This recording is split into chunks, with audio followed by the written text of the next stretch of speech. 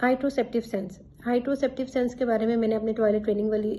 Video में भी बात की थी। ये एक ऐसी सेंस है जो बच्चों के अंदर डेवलप होती है, तो उसको पता चलता है कि उसको वॉशरूम आ रहा है या नहीं आ रहा, उसके अंदर अर्ज डेवलप होने वाली बेसिकली सेंस होती है। ये सिर्फ टॉयलेट ट्रेनिंग से रिलेटेड नहीं है या ब्लैडर कंट्रोल से रिलेटेड नहीं है, या आपकी भूख से भी, फीडिंग से भी या स्वॉलिंग से भी रिलेटेड है।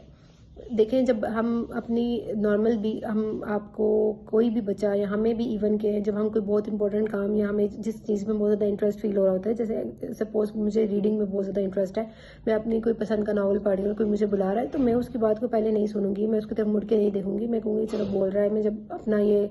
पेज या अपना ये काम खत्म कर लूँगी तो फिर इस चीज़ को सुनूंगी। इसी तरह जब हम बच्चों को स्क्रीन दे देते हैं और वो स्क्रीन उनकी पसंद की है, उसमें पसंद के उनके कार्टून्स आ रहे हैं, जो भी चीज़ें आ रही हैं, उनको मेलन चल रहे हैं, जो भी चीज़ चल रही है, आप उनको बुलाते हैं तो बच्चे आपकी बात नहीं सुनते। आपकी बात को वो सुन भी रहे होंगे तो आपको रिस्पॉन्ड नहीं कर रहे होते। तो जैसे जब हम बड़े हो जाते हैं तो हमारी तो ये सेंस पक्की होगी, लेकिन जब हम बच्चों को अर्ली स्टेजेस पे मोबाइल दे देते हैं और वो उसमें इंटरेस्ट फील कर रहे होते हैं,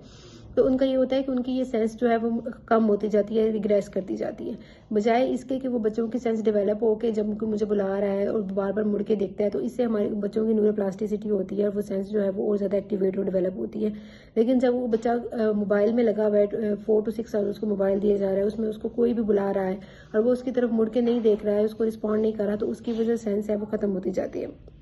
रिस्पॉन्ड करने की, नेम टू रिस्पॉन्ड करने की, इसी तरह आई कॉन्टैक्ट करने की भी जो है वो सेंस खत्म होती रहती है। इस वजह से थेरेपी सेशन में सबसे पहले बच्चों को कहा जाता है कि उनका जो है वो मोबाइल का जो ड्यूरेशन है वो कम किया जाए। सेकेंड जो है, ये फीडिंग और स्वॉलिंग को कैसे अफेक्ट करती है। जब आपका बच्चा आपको खा नहीं रहा, आपको खाने में परेशान कर रहा है, जब वो बीमार है या पेरेंट्स के पास टाइम नहीं है कि वो उसको इतना ज़्यादा टाइम उसके ईटिंग में लगाएं, उसके पीछे भाग भाग के खिलाएं, किसी की तबीयत खराब है या जो भी है, तो हमारे पास एक इजी वे आउट है कि हम बच्चों को स्क्रीन देके जो है उनको फीडिंग या ईटिंग करवा रहे होते हैं और हम कह रहे होते हैं ओ आज तो इसने पूरा एग खा लिया है, आज तो इसने पूरा बोल ही सीरियल एग का खा लिया है, आज तो इसने बहुत अच्छी ईटिंग की है। नहीं, वो उसने ईटिंग नहीं की, उसके माइंड को पता भी नहीं चला, उसके पेट को पता भी नहीं चला कि उसने खा लिया है। जब बच्चा कोई खाना खा रहा होता है, आप उसको एक मोबाइल दे रहे हैं, तो इसी तरह उसके अंदर एक अर्ज होती है कि मुझे भूख लगी है और अब मेरा पेट भर गया है। जब तक ये बच्चे में जो अर्ज है पेट भरने वाली, आहिस्ता आहिस्ता डेवलप होकर बच्चे के अंदर पुख्ता होती है, क्योंकि हम पहले तो गेसिंग गेम पे ही होते हैं। जब वो 6 मंथ्स का होता है कि हाँ अब हमने इसको 2 स्पून खाना खिलाना है, अब इसकी भूख बढ़ गई, अब इसको 3 स्पून खाना खिलाना है, या बच्चा रो रहा होता है तो उसको और भूख लगी है।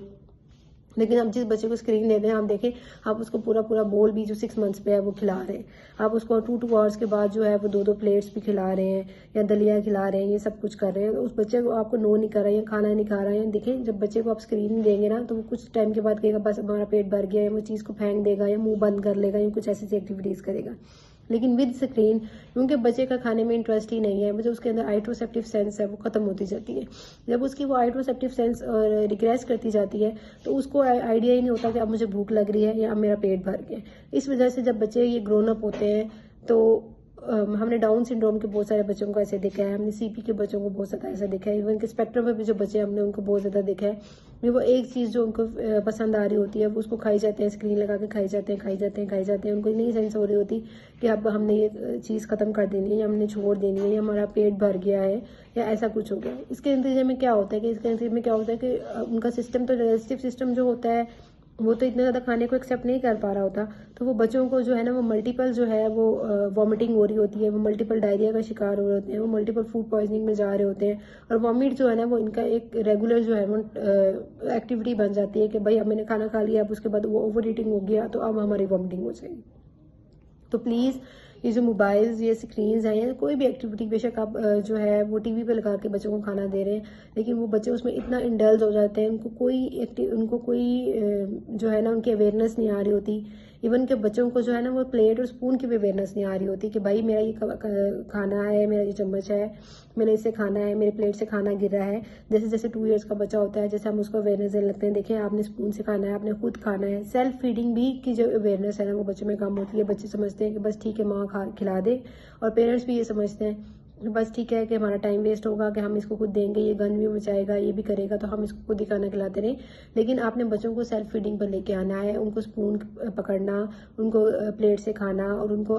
प्रॉपर खाना कि आपका खाना नहीं गिरे, फिर आपने पानी पीना है, फिर आपने ऐसे ब्रेक्स लेनी है। ये एक माइलस्टोन्स है, ये एक फीडिंग के और स्वॉलोइंग के हमारे पास स्टेप्स हैं। कितना खाना डालना है, कितना चम्मच में खाना डालना है, ये बच्चे को अवेयरनेस दी जाती है और देनी चाहिए विद टाइम। और जब ये बच्चों को अवेयरनेस नहीं दी जाती तो बच्चों के विद टाइम जो है वो फीडिंग और स्वॉलिंग के इशू जो हैं वो बढ़ जाते हैं।